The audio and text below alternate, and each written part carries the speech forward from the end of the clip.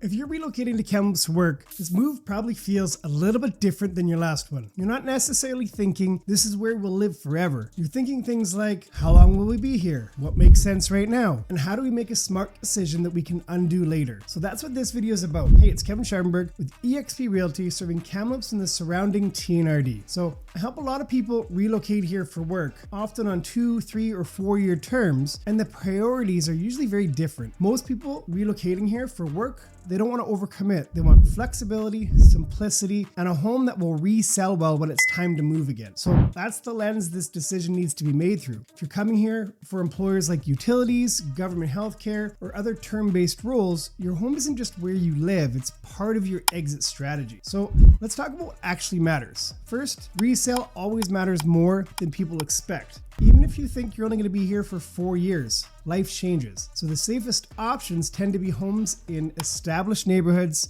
with consistent buyer demand, good school access, and everyday conveniences nearby. Because these are the homes that sell whether the market's hot, flat, or cooling. Second is convenience. Convenience usually beats character when you're relocating for work. You're already adjusting, you have long commutes, quirky layouts, or maintenance-heavy properties. They tend to wear on people faster than they expect. So most relocating professionals are happiest in areas where the errands are simple, the commutes are predictable, and day-to-day life feels efficient. That's why central neighborhoods in Kamloops tend to work really well for work-based relocations. Third, flexibility matters more than size. So bigger isn't always better when you know the move isn't permanent. Townhomes, patios, and well laid out single-family homes often make more sense than something overly specialized. You want something that appeals to the widest range of future buyers, is easy to maintain, and doesn't lock you into a very specific lifestyle. So neutral choices age better, especially on resale. Another thing that I see a lot is people underestimating how fast time goes. 4 years sounds long until suddenly you're planning your next move. So homes that are easy to stage,